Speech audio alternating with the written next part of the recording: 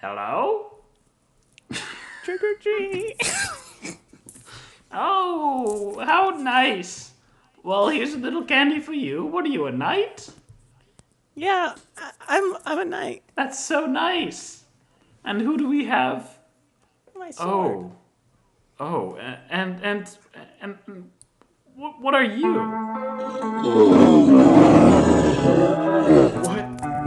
What are you? Trick or treat dance floor, trick or treat dance floor.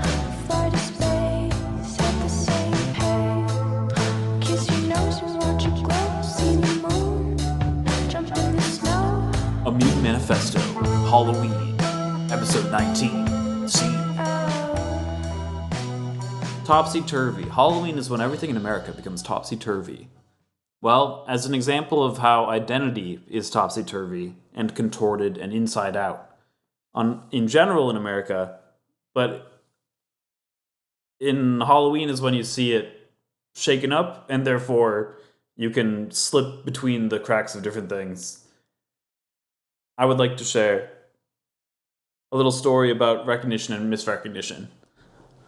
But first of all, I wanted to tie to a couple previous themes. When it comes to mischief and death, which are the previous two parts of this triumvirate Halloween episode,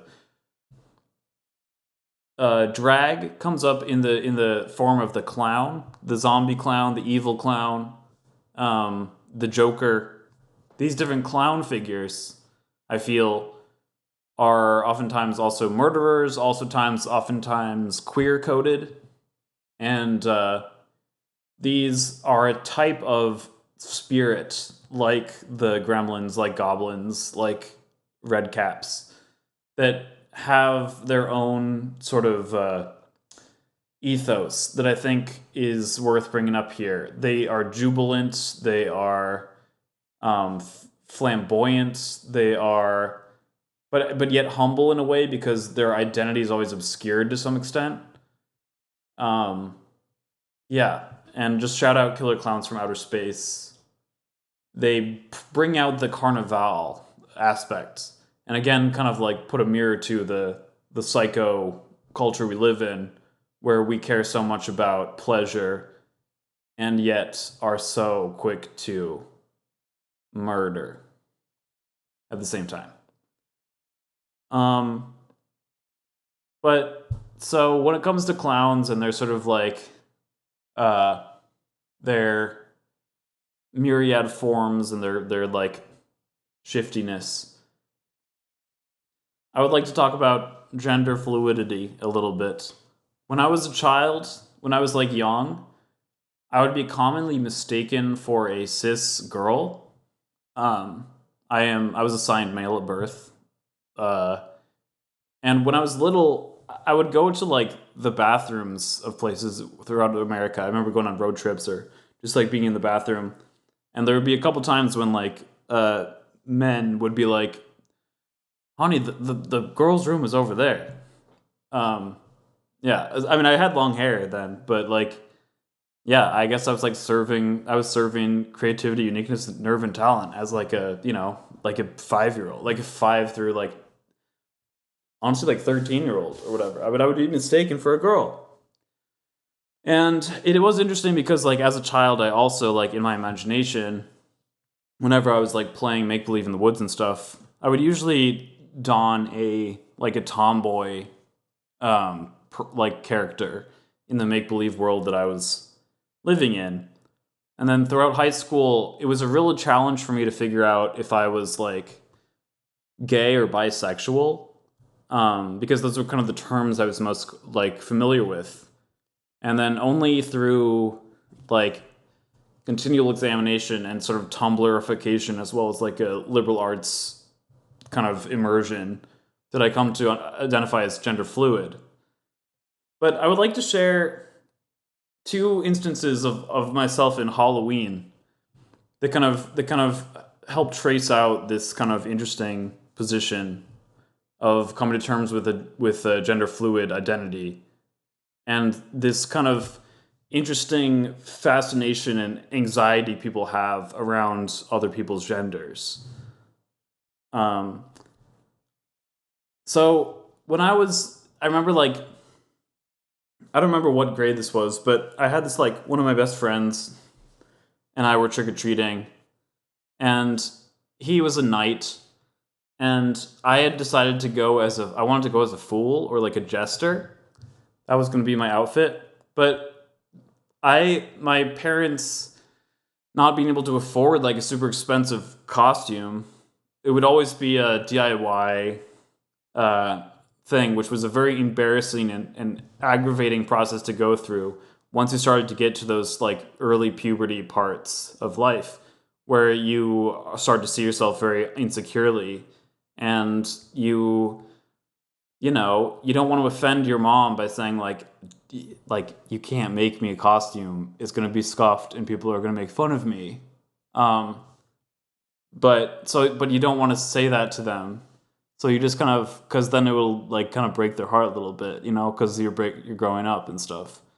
So I was wearing this like scuffed, like thrifted, like barely kind of altered garb of like a jester with the kind of like pantaloons and the like, the hat and stuff. And like I was trying to, and I had like a skirt like thing because it was like a page, skirt type thing. And basically, I remember like opening the door to this one thing and to this one house, or like trick or treating this one door, and the woman coming out and being like, "Oh, how nice! We've got a knight, and what are you, a princess?"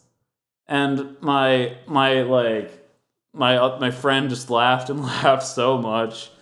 And like, of course, my cheeks got red. And I'm like, I'm a fool. I'm a fool.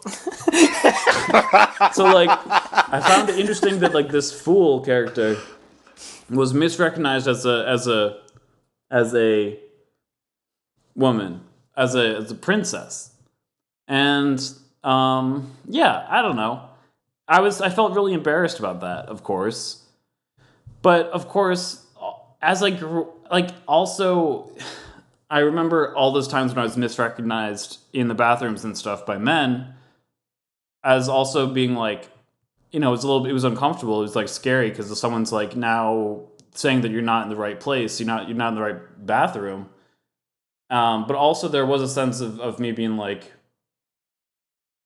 shown that this is a part of myself that like turns out, sure, like nowadays I look back and I'm almost kind of like, oh wow, I guess I kind of was passing, like, or whatever.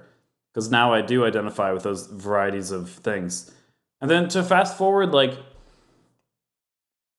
in college, some of the time, my first experiences going out in drag were during Halloween celebrations. Because during the Bacchanali of Halloween, you have a lot more freedom to again, like blend in. If everyone else is also doing some kind of outfit, some kind of drag, then you doing gender stuff, you don't get the attention like you do if you do it on a normal day out, where people are like, "Yo, dude, I love your dress. Like, that's really cool of you to like wear a dress here. Like, I wish like more guys could wear dresses or whatever."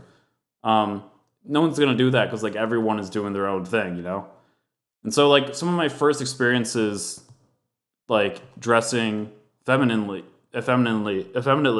were, like, during college Halloween things. And I do remember one time going out with my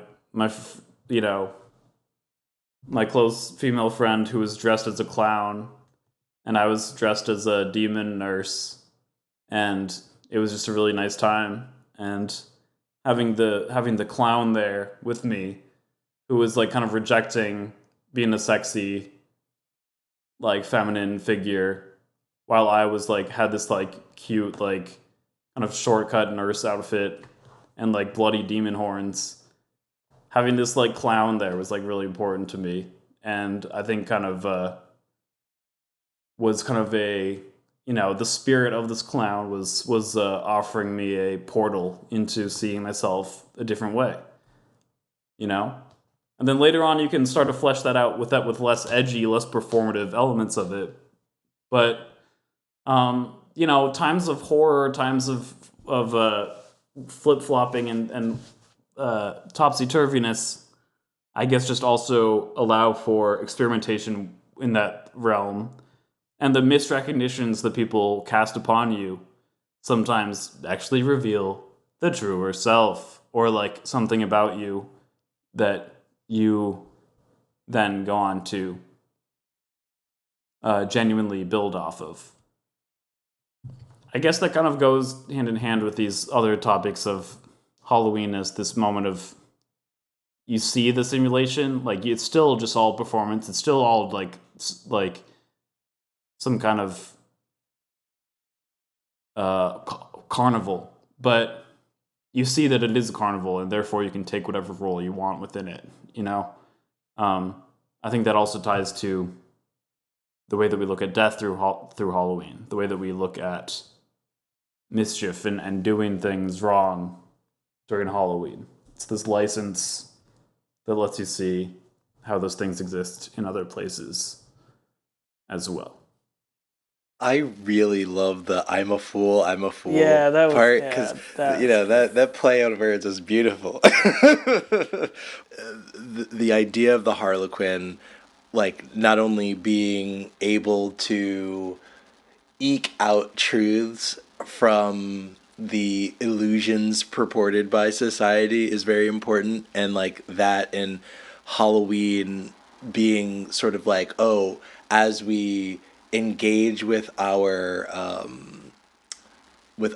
like characters, I guess, that we're donning, we're also showing a different form of truth, right? I think more generally, people dress up in costumes that they're comfortable with, in one way, shape, or form, or like exposing a truth about themselves that they may not realize. Like, I don't know, something very basic as like if a couple goes to a Halloween party dressed as Jim and Pam, they're also exposing to everyone that they may not have a deeper sense of their identity other than their relationship.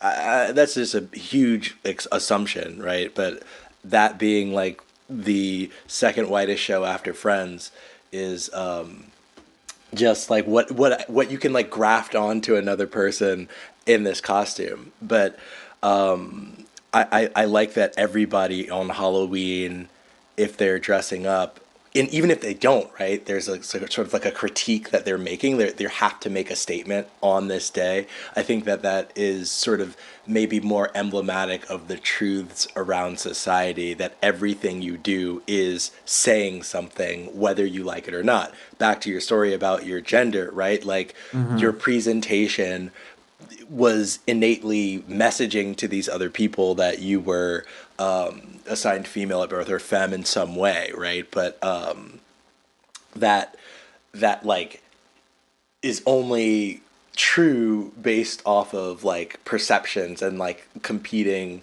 ideas. Not trying to make a claim about your gender at all. I'm just saying that like the truth behind all of that is the hodgepodge, and on Halloween we make it manifest, and it's sort of heightened in some way, but then it almost also distills like identities, and it distills something maybe pure about how we communicate to society about ourselves. If for a day everyone is visibly performative and visibly in drag, then that reveals that like society and people who decide not to go in costume are then the center of attention and are then like critiqued and being like, okay, like why are you opting out of this? That reveals how on all the other days of the year the same thing is happening, but it just is reversed, so that like for the majority of people don't witness it, you know, like aren't, but like it is the moments in which the everyday category is flipped or critiqued that we see that everything is performative. It is in the slippages where we misrecognize a woman for a man or a man for a woman that we see that all of these categories are performance and societally constructed. Yeah, and I guess like all these transvestigations, the fact that you can transvestigate and make, you know, compelling cases for anyone being trans, and and the people who are hyper vigilant about that so often like choose the most random people to be like, oh, that's actually a man, says this as well. But like, yeah, it's in the instance of Halloween when we can all kind of question our, even human categorization a little bit and be like, okay, but what if I'm like a demon clown? What if I'm clown kind of becomes its own kind of category that, you can step into. I don't know. I guess that does bring up the question of like with these costumes, like again with the hollowing out of it all, because I would rather everyone goes as like a devil or a clown or a knight or like a dragon or like a bumblebee than going as No, I'm joking. like Hawk Tuah or Pam from The Office or like Obi-Wan Kenobi or Darth Vader or Spider-Man. For some reason, although Spider-Man even is kind of his own kind of like Spider-Verse kind of archetype or whatever, but like a lot of these specific characters, I find it depressing and demoralizing that people want to emulate a specific character rather than try out an identity. And what is that? What is that? Like, what do you guys think of that? Like, is it just me? It's not your shoe. No. Go ahead, Carson. No, it's the same. It's the same. Like, I just think it's really like people, our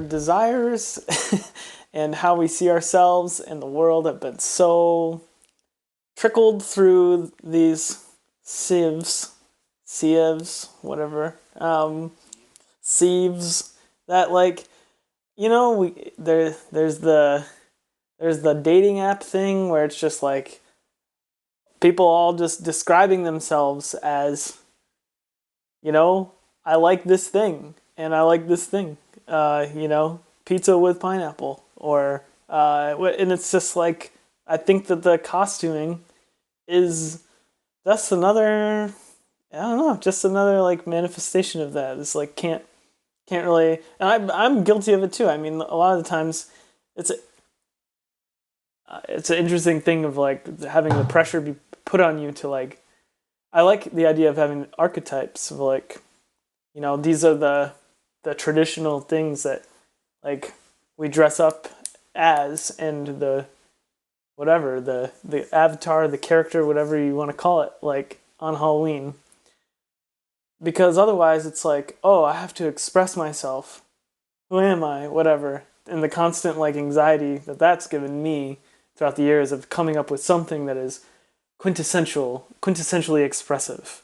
There's this desire to be recognized, right? And so people they like desperately search for archetypes to don so that others will recognize them in society. So if you are more creative and try on like a new visage, quite literally, you run the risk of doing the annoying Halloween thing where when people have to ask, what are you? Right. And then you do this whole I'm explaining myself thing and you watch their eyes glaze over, or you get the true recognition of like, oh yes, this is so cool. Right. Whatever. But like you've chosen a path of misrecognition or like maybe a path of like against the status quo, which is royal worship to some extent, right? Like, I don't know, and maybe that's not the answer. But when you're talking about the different lanes, you can go sexy, scary, comical, all of these things. I often find that is figured around the woman's body more so, right? Like, there's more like flexibility and leverage with like, I guess, more masculine bodied people. But like like any sort of concept that's like structured around that is maybe sort of like within the like realms of recognition, like it's a conversation, and I think that's what I get fixated on is like they want so desperately for people to see them or connect them to Hawk to a girl. I'm going to use that example. Like, if they're dressed as Hawk to a girl, they want people to recognize them as Hawk to a girl, and instead of it, for me, being like a desire to become that person, it's almost like they want like to like suckle from it, it's like. Yeah, it's the recognition. They want to be recognized. Like, this is what I'm doing, and it's recognized Yeah, and but I was validated. even thinking like almost trying to like steal the identity, like almost like create the facsimile that gets like the local credit. Like this is like a cover band in a way where it's like we all know it's not Led Zeppelin, but kind of like stealing the valor of Led Zeppelin, and that being maybe another type of American story of like creating, like duplicating and like maybe engaging with pastiche in a way that allows you to rise up in the world on the shoulders of something else. I guess you can think of all the different like this. Okay, so yeah, I guess the history of all these different appropriations through Halloween costumes also is the same thing of like everyone wants to be like it is an American pastime when it comes to entertainment to like take on the form of another thing and to but you're not actually of course really emblemizing it, but you are occupying a fictional world that's created in the space, in the shadow of your projections onto this subject. I mean, minstrel shows come up as like the kind of a classic example of how this like interest in replicating something else, but yeah, everyone knows you're not actually that thing, but you are representing it through a kind of puppetry. Um, but yeah, that's so it's of course all those things are kind of like put to bed at this point to for the most part. But yeah, there is still this like replication that is a yeah, you're right. There's like kind of this like fascination with um, Mm-hmm. copying uh, with a difference. There's this one of my favorite essays or books is like of mimicry and man by homi bhabha, which was he was writing during the colonial period. He was like an Indian author, I mean thinker, and he wrote this book of mimicry and man. The idea with that one was that like in the instance of colonialism, when the colonizer when the colonial subject, so like the Indian person, is speaking British like perfectly enough, and is like imitating British customs and is like wearing the suit and everything. The moments where his performance of the British subjectivity slips a little bit is a moment where the subject is like, okay, the British person sees that this person is not British and is in fact, you know, this other thing. But it also points to the fact that this subject is able to embody one's entire existence Mm. plus some. So like they are able to show you a version of yourself and complete with all the different customs that you're performing. But then also in the times when they slip up, you see that there's this whole other world that they're also capable of embodying that is like vastly beyond like it's whole that you don't recognize at all, that you don't know. So like this person is at least um is able to encapsulate your entire existence and do your whole show the way like as well as you do it, and has this whole other world, and that feeling is an unsettling feeling for the colonizer, because it points out that like all of the things that you've been passing on to the colonized subjects are you're also victim to, in the same sense as you are instilling it on someone else. You're also the print has been made upon your own life. Like you are a subject just as much as the colonized person. So how do we, does that square at all with like these Halloween costumes, like whether they're appropriative or trying to copy Chapel Rowan or whatever? Is there a sense of, I don't know, like is that an evolution from that, or I don't know, is there anything there to glean?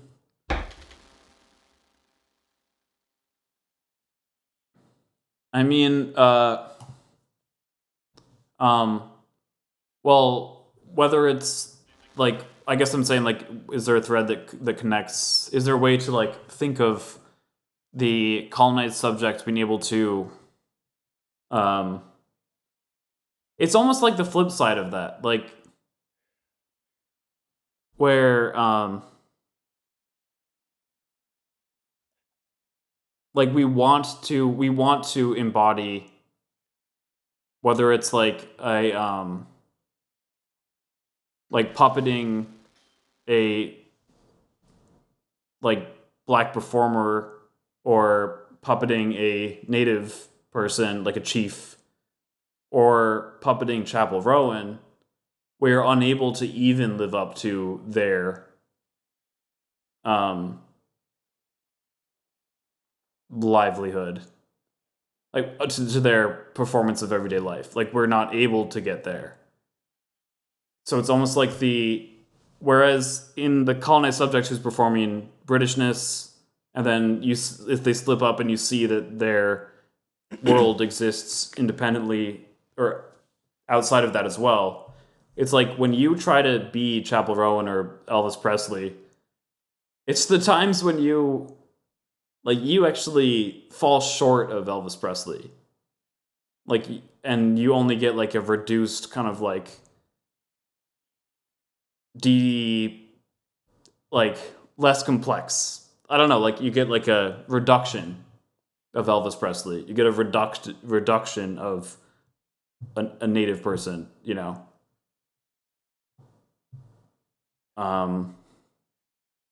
And maybe that speaks to like this like weird this like weird like neo-colonial moment being like an evolution from the colonial moment. Do you think potentially there is an attempt in that sort of post-colonial moment to disempower the two-worldedness, right? Like if you are dressing in some sort of like culturally appropriative way, you are essentially trying to like demystify by caricaturizing, and then in doing so you try to send another type of response to the, I guess, the colonized entity, that like we see you for who you are, and this is the you are the farce, right? Rather than like the colonized subject saying that, oh, like my slip up proves that that your entity or whatever your established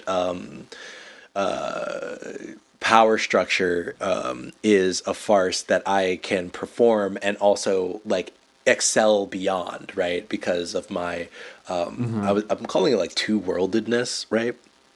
In my head right now, but like in being privy to other worlds, the colonizer therefore takes a stand by saying your world is meaningless. I can create your traditional garb out of tinsel and thread, and flap my arms around and show you what it looks like to the powerful, right?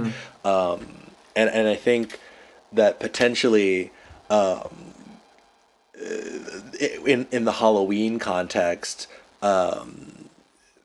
there's like a way in which they might be succumbing to their own fears around becoming disempowered, right? Like I'm really on this kick of like the costume being a method of communication. Like if we call it the costume specifically, a method of communicating truth in more, I guess, abstract or subliminal ways, that like the person who dresses up as I don't know. I'm thinking white girl with a feathered headdress on wants to sort of evoke some sort of spirituality, but in turn, like just reveals how vapid her life might be because of this, right? Like there's a way in which the conversation keeps cycling and recycling in this tumble of power, Yeah. on the Halloween night. Yes, like okay, so let's think about like a guy who's gonna play an Yeah. Indian chief. So like the humor of that costume, because it's a funny costume.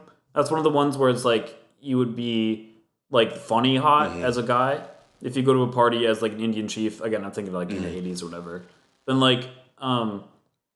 like you are like fun. You're hot because you can like show your muscles or whatever, and because you're like kind of bringing this kind of like primal kind of like ooh I have you know Indian like primal power, like I'm such like and probably like a sexual you know like I get all the women or whatever in the village. So there's this kind of like you're bringing that kind of archetype, that racist caricature. There is a sexiness to that, a fetishization that you're bringing to bear. But why is it funny though? It's funny because if you go as like a chief or whatever, and you're bringing that kind of like that like it's funny because of what you actually are, the dissonance between that and your everyday life. And so like people could be laughing and say like Jimmy is like going as like Jimmy the Chief or whatever, and that being such an odd coupling. The idea this racist caricature and the actual person's life. So or maybe there is like a form of strange recognition that also is funny there because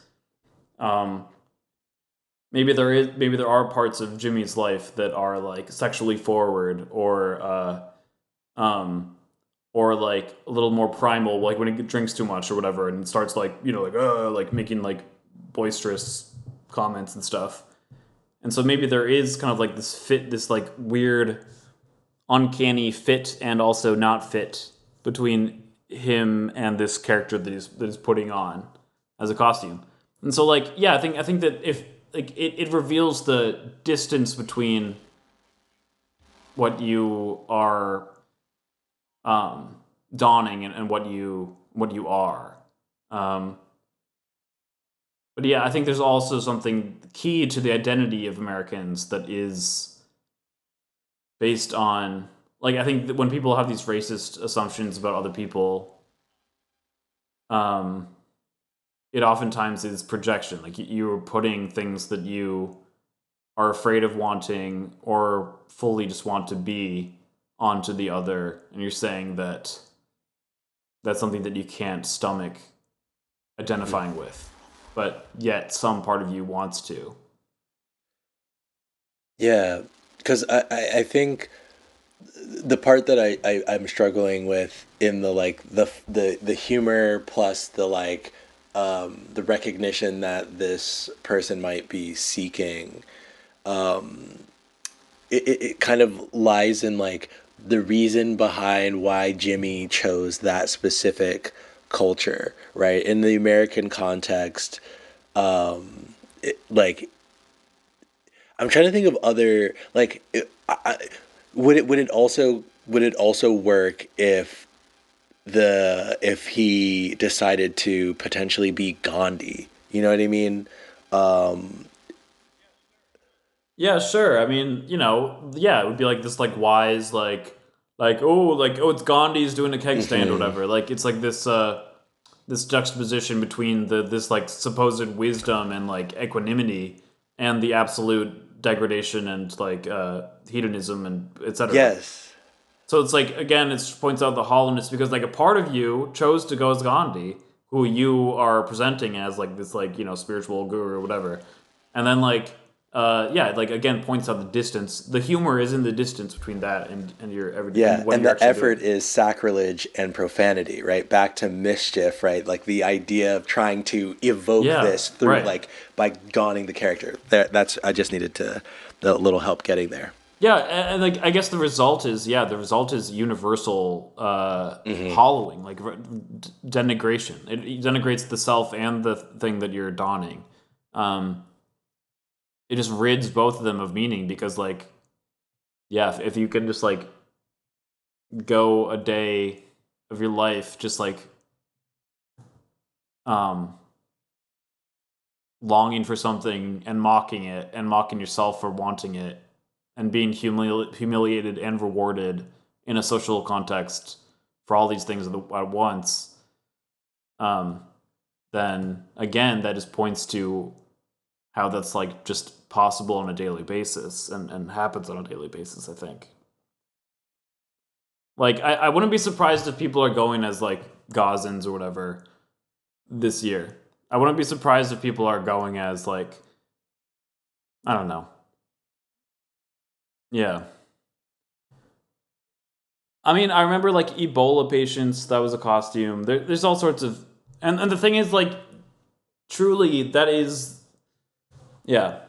That's like the internet coming to real life, too. It's like everything that can be mocked will be mocked. And if it's not openly, then it is privately. So, um, yeah, I guess that just is the flip side of this, jester bacchanalia is that, like, yeah, everything you can laugh at anything, you can make anything into a joke. So what does that do to identity? Like, if you can make anything to a joke, then yeah. Yeah. Well, I guess maybe to some of what you guys have been saying, it's like, what is the joke? Is it the distance between yourself and the thing that you're playing, or is the joke the other thing itself? Is it the other whatever non-white like whatever you are? Is that the unserious thing? The like the non-respectable whatever, like it's not, you know what I mean? Yeah, like a It's pimp. like If you that, go, I feel like a white person going as a pimp or something. but that's still like, I feel like that's still operating on this, like, the distance from your actual self. But it's like, where does or does the humor come in simply because it's cruel and you're willing to engage in something that's like, and I feel like maybe Josh is getting at this, like, whatever, to be nerdy about it, like this, like, semiotics of costuming, of like this, Well, like, yeah. translatability, of like, is it purely just about like being something that people can recognize and something that people know to be funny, or is it like, I guess maybe an interesting thing that I was thinking about is like, oh, well, if I, like, during this conversation of like, if I'm gonna dress up, like, what am I going for? Am I trying to be beautiful? Am I trying to be, do I want people to think I'm witty? Do, like, when upon seeing this costume, is it like, oh, that's genius, or is it like, and I feel like some of the appropriative stuff is just like the low hanging, like, cruel fruit, that it's like, that the joke is that it's, what do you call that? It's that type of humor that's just Schadenfreude? yeah, or like shock humor. Like, you're like, it's like, oh, I can't believe that you did that, and that's like that's an establishing of your own. I don't know. I feel like that's a pretty, like, masculine. Like, fuck it, whatever. I don't care. I'm gonna, like, be this thing. If anyone wants to, like, argue with me about it, like, you can fight me or something. But I do think, yeah, I agree. Like, with some parts of, like, Jackie, what you're saying, like, we can see Justin Trudeau dressing in blackface and be like, what a loser. Like, this guy was, like, what an idiot. And it's funny that we can, like, we can, from our cultural moment now, like, see that and have that be bit like a, in bad taste pastiche, but then, it evolves, like, then there's new whatever, like, ways to express the same, like, power dynamics or whatever. I don't know. I also think maybe in some ways by dressing sort of appropriatively, you are reifying and attempting to reestablish stereotypes as truth, right? Like through that recognition vehicle, right? You are saying like, oh, like here are, you are able to recognize who I am because I have the markers of stereotypes. So if someone doing like the pimp would have like, fur coat, cane, and gold, gaudy jewelry, etc., that sort of thing, like trying to evoke this thing and just be like, oh yeah, and these are stereotypes that we know and love to reify. Like we've created a lingua franca amongst all of these terms, and therefore, like your job now in society is to not only recognize that, make the assumption, and then it just solidifies that as that's the pimp costume. Like that is the visage of a pimp. So in real life, like post the event, like post the when we leave the theater of the Halloween night, when you see someone who's dressed this way, the association happens automatically. Like not automatically, but like the association comes up, and that person who is sort of like a reference point is maybe the needle bringing in the thread of like traditional society into this bacchanalia, right, where things are topsy-turvy. Like it's trying to establish order where there is, or where chaos is, warranted, right? Yeah. Because I'm thinking even about your I'm a fool moment, right, where it's like that the perceivers trying to bring order to what they might not have understood, right? But you also, in being the fool, did the subverting that they could not quite grasp, right? So it's like Yeah. you going back to the clown thing, I think it's like you are pushing the boundary, communicating something, allowing people to misstep, and then the joke is still served upon them because they are now forced to engage with misrecognition. But I mean, that's the thing about being the fool is you're also the subject of humiliation, but you're also like you share it with the audience to some extent, because yeah, usually after the fact. course. But yeah, at some point, that little like seed of doubt. Yeah, so I was actually thinking about this just to maybe close this up a little bit. Like, I was thinking about your interest in this lingua franca thing. This is it's been kind of your thread of the Mutant Manifesto for a couple episodes. And I was thinking about it in terms of costumes. On one hand, we need both like dilation and also contraction of this lingua franca. And I think that like, a contraction would be being able to be a gangbanger as a Halloween costume, and we all know what it means and what it symbolizes, and it solidifies stereotypes outside of the night of performance. That is like a bad way that the universal language of costumes enact a certain mold that people understand the world through. So then we need to tear that down. We need to dilate and tear down that in order to, by like,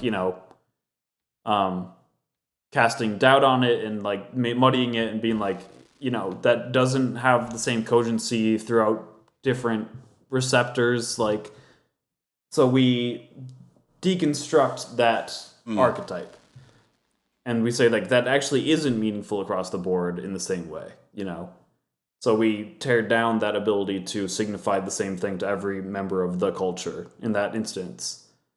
But do you see what I'm saying? There's the push and pull where people like solidify certain stereotypes, and then other people, when they access this like lingua franca, they're like, okay, once we have access to this, now you see our perspectives, and this thing doesn't function as the joke in the same way. But then, like, but I think that we do need those, and that's why I'm a big fan of things like being a mouse. I think that like a guy, like AMABs, like guys have it pretty easy because they can be cute, sexy, and funny all at the same time, just by going as an animal. I believe that animals is the way forward for anyone who just needs an easy costume. Putting on dog ears or being a bunny or being a bumblebee as a guy, you can do it. You can dress it down. You can dress it up. You can make it really easy, or you can make it kind of elaborate. And you can make it sexy, funny, and usually it'll be very disarming and charming. I think guys have it very easy in that sense. And I think that like simply putting on a little nose and some ears, that'll do wonders for you. I don't know. And I really like that. I like that you can be a mouse or a ghost.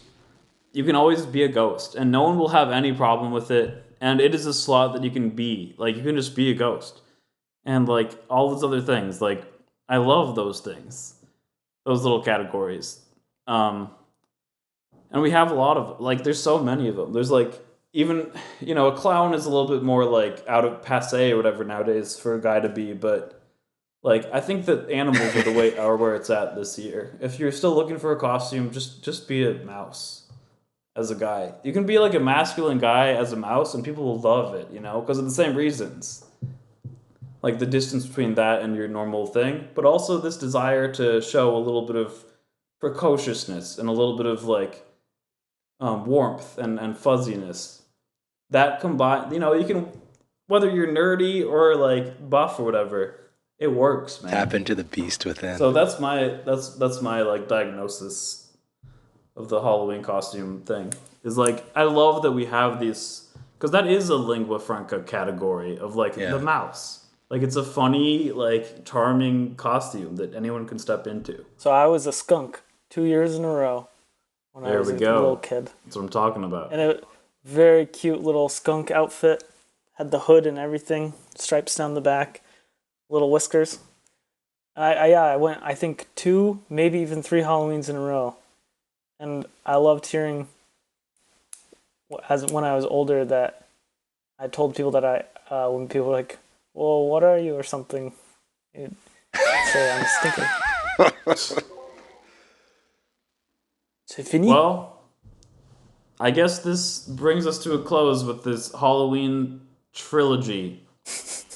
We've got a lot of exciting Halloween-related things coming up in November, to be honest. Please follow us on Spotify if you're listening on Spotify. Subscribe on YouTube if you're listening there. Any kind of engagement you can give this content would be great. If you could rate us 5 stars on Spotify, that'd be great. Give us a thumbs up and stuff. Follow us on Instagram too. And yeah, thank you so much for listening. Happy Halloween. I was just gonna say it's the dawn of the season of death. It begins now, but it'll continue throughout November. Right. No, I don't have it. I don't have it. You're dead, question mark.